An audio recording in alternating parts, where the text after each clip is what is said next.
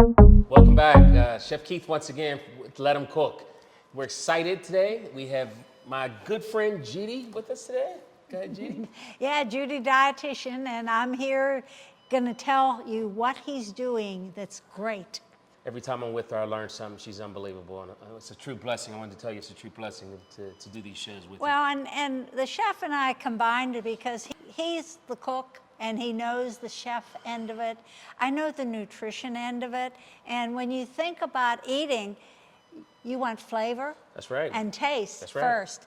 Nutrition's down there, really. I wish it was at the top, but I also realize that most of us eat it or don't eat it because it tastes good it doesn't taste good. That's right.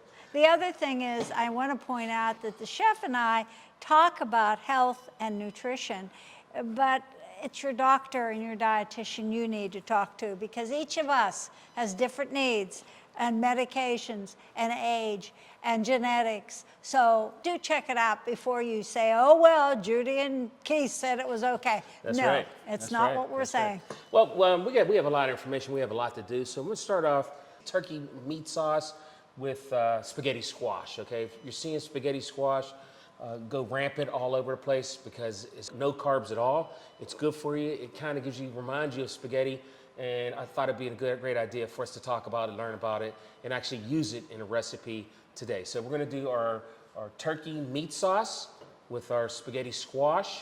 There are some carbs there, but it's not the same kind of carbs when you eat a pasta. Right. So we're gonna start off with a little bit of olive oil. And olive oil is something you should have in your kitchen. It's a great oil. You can saute with it. It's a great flavor adder. And there are lots of different kinds of olive oil out there. Absolutely. I usually use a Spanish, but I'm gonna use a red onion today just because I have it. So I'm gonna cut vertically, horizontally, and then we're gonna always use that claw technique, okay, where we never expose our fingers to the blade, okay? So see, and that's boom, the boom, chef. boom, boom, that's boom, the boom. chef doing it. Slicing an onion works, and if you don't have a red onion, a regular onion will work. It works. But never expose your fingers to the blade, because that's a battle you'll never win. So you always want to have your fingers tilted. We call this the claw technique in our business. So you never want to expose your fingers. So I'm going to take that. And a lot of theories about why we cry and so forth when we do onions. There's a million theories, but the best way is to have a sharp knife, okay?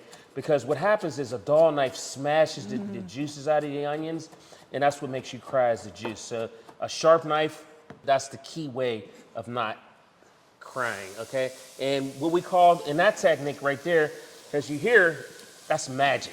Whenever we hear that onion hit the pan and that sizzle, we're getting a caramelization, and that gives off flavor, okay? So we're gonna take our onion, and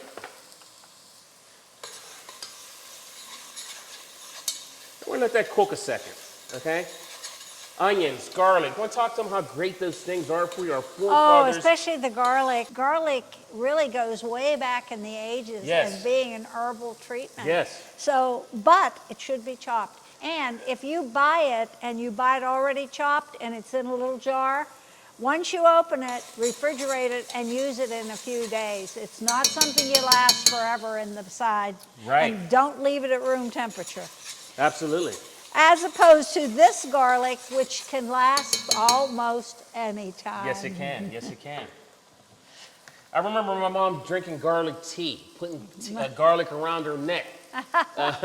All those great things, and they always attribute it to good health and so forth. So I have some ground turkey. Okay, now that ground turkey is a mixture of dark meat and white meat. You can buy the all breast if you want to.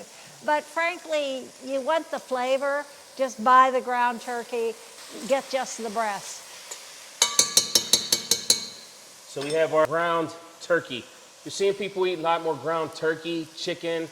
I do eat beef. I do eat a little bit less of it, but I try and eat more ground turkey and things like that. And I think you're seeing people eating more ground turkey and chicken and those things like that.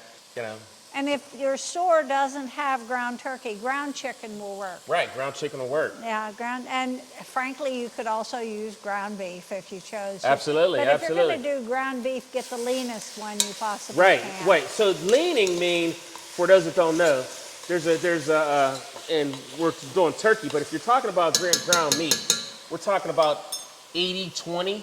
Okay, so that means, or 80% meat, 20% fat. That's usually a good ratio with ground meat. 80-20, 93-70, that means there's 93-70, but that's a whole nother show. But we're doing ground turkey today, and we're in the flavor business, and this actually smells, I didn't even do much to onions and garlic, and it smells fantastic. Okay, so what I'm gonna do next, I'm gonna hit it with some cracked black pepper. And this cracker is an easy thing to have available. It's a good way to add flavor. Pepper is actually very nutritious. Yes, yes, yes. Especially when you crack it yourself. Especially it's a fresh, when you crack it yourself. sharp taste to it. We're gonna let that cook in just a minute, Judy. Yep. Now we're gonna move over to the star of the show, our spaghetti squash, okay? And our spaghetti squash, you're seeing this has been a rage all over town. And this is a winter squash, okay? Which means the shell is hard like a rock, whereas your summer squash, your zucchini, your yellow squash, your patty pans, things like that, those are squashes where the skin is soft and you can eat them. These are considered winter squash. Acorn squash, butternut squash, there's 1,000 different kinds of squashes. But acorn and butternut are going to be higher in calories than this. That's absolutely right. This is a great Absolutely option. right. But they do fall under that winter squash category, That's right. which means the shell is hard, okay? They're not edible. These shells aren't edible. So what I did, and I did it beforehand, it was like this. So what I did is I took my knife and I cut it, okay? And then these winter squash have seeds in them. I took the seeds out, which, Judy, you can do with what with the seeds? I always roast them and eat them. I love it. They're a very good fiber, and there's some nutrition there. Right. So you could use these, you can even use the seeds in this. That's crazy. That's right. The seeds are good for you, a good snack for your kids and so forth. Just chew them. Just chew them. Okay, so I let that roast for about, I brushed it with olive oil and I roasted it in the oven for about 30 minutes. And then I let it cool down, okay? And once I let it cool down, here's the magic that happens. And this is something that many of us never knew as we grew up. I knew winter squashes, but spaghetti squash is not something I saw. So all you do is take your fork. I want to turn it around so they can see. Can you see that? I'm sorry. This is neat because this is something, if you have children, they love to do this too. I mean, this is a good way for them to taste something that they may never have tasted because they get to play with the fork and make it into spaghetti. And it's actually safe. It is. It's very safe. It's actually safe. So you can use that. Now I could actually saute that with garlic. I can put some herbs in there. I can do a lot of different things with this spaghetti squash. But today we're just going to use this as our base for our spaghetti. So our spaghetti squash. Okay, while that's chilling for a minute, we have our sauce, our meat sauce, which is smelling great. Caramelizing really nice here. And the caramelization is coming in part from that tomato you put in it, right? Right, so I didn't put it in yet, Jude. So right now I have the onions, the garlic, and the turkey. I'm gonna put a little tomato paste, which is concentrated tomato. Okay, I'm gonna put a little bit of tomato. Now, what if I don't have tomato paste? You can just use regular tomatoes. You can hold whole tomatoes. Any of those things will work. And if worst comes to worst, open up a can of tomato soup and use that. Tomato soup. That's right. That's right. We're gonna let that cook for just a minute. We're gonna add some herbs, but if you're adding dried herbs, use them now. You always use dried herbs at the beginning of cooking. Fresh herbs you use at the end. Fresh herbs, you want that floral taste, that fresh taste. So you always want to add those fresh herbs at the end. And I love dried herbs, but they have no comparison to fresh herbs. Fresh herbs are always better. It's the smell. It's the smell. It's the smell. I mean, one of the things we forget is when we taste something, our nose is involved too. That's absolutely true. And if you have a bad nose, you're in trouble. But you know, it gives you a chance to combine the two together, and that's why what the chef said is so true. Too many of us have herbs and spices that are sitting over the range, which is the worst place to store them, and they're old. They don't, if you take your dried herb and smell it and it doesn't smell, use it on your plants. It's much better as mulch than it is in that spaghetti sauce. That's very true. So Judy, today we're going to use canned, I actually have some low sodium tomato sauce and low sodium diced tomatoes I'm going to put in here. And it may not say low sodium, it may just lower in salt, okay? So we're going to let that cook a minute. Now we got some magic happening here. We got some magic happening here, okay? Now again, if sodium is not an issue for you, then you could use regular canned tomatoes. You could use fresh tomatoes. The tomato season, a lot of us get to more tomatoes than we know what to do with. That's true, that's true. Learning to make your own tomato sauce is a good way to go. Yes, yes.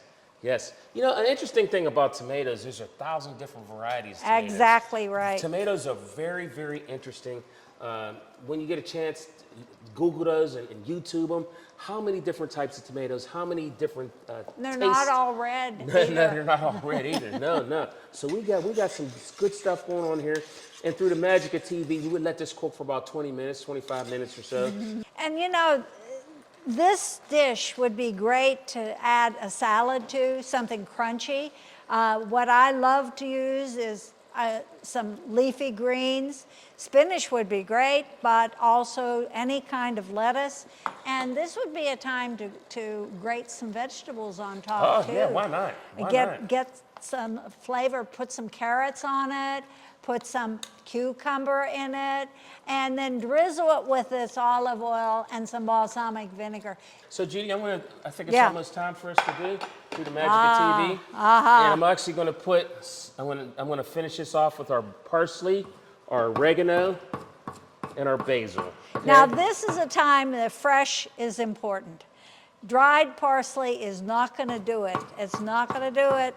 Fresh parsley is, and that's something you can grow. Parsley is something, even a window garden in your little condo or apartment, you can grow some of these herbs and they're ready to go. Parsley is something that takes over, frankly. I planted some in my garden and it grew better than the flowers. Wow. And it's really inexpensive. It's very, very and it has much that so. fresh, and it's healthy for you. And you know, it's more than a garnish. Too many times we see parsley as a garnish on, you know, somebody puts it on the plate. It really is some nutrition, and it is definitely, again, the flavor. That's right. So I'm going to put some in, let that marry.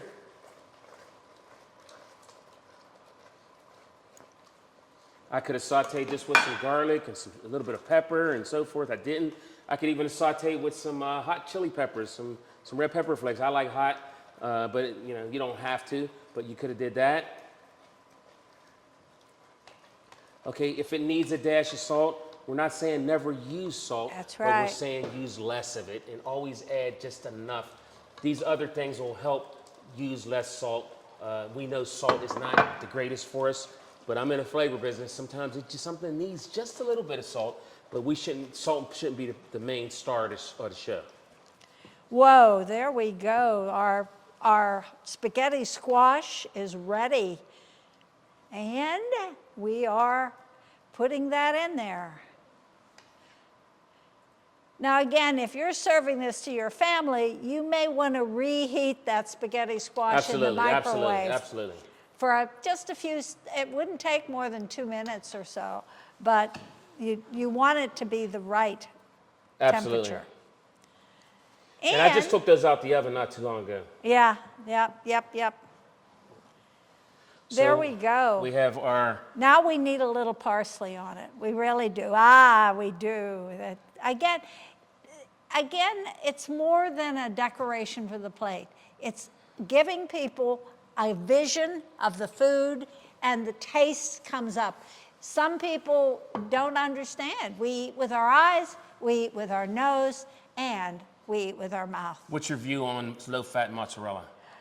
It's all right, but you know, I prefer a little bit of fat in it. Okay, okay. If the mozzarella is made with a low-fat milk, it's going to work fine, but you don't get the same flavor. Right. And again, like salt, you want some of this fat. Fat, we don't have a lot of fat in this meal. We do not. And fat is what gives you satiety. If you eat a meal that doesn't have fat in it, you're hungry in 2 to 3 hours. Wow. That's the difference. So a little bit of fat in that cheese is not going to do you in. Okay. And, you know, we can even drizzle with just a dash of our vinegar. Yeah, that's right. Why not? Just a dash It's of our beautiful, vinegar. beautiful, beautiful. The other cheese you could use is Parmesan cheese. That's right. Or Romano, grate that on. Again, we're using the mozzarella, but any kind of cheese will work. Yeah. So here we got it. It's not complicated. It's something you can do with the kids. It's healthy for you. We have our ground turkey with our tomato sauce, with our herbs and our garlic and our onions and a lot going on here. Like Judy said, you can accompany this with a nice salad. Or some fruit. Or some fruit. Fruit would work nice with this too. Yep, the and fruit it's something would go different, well with it. something that, you know, let them cook and we want you to cook. So we're gonna let you cook. Okay, so hopefully you'll try this recipe at home. Hopefully you'll enjoy it. And it's always a pleasure being here with you on Let 'Em Cook.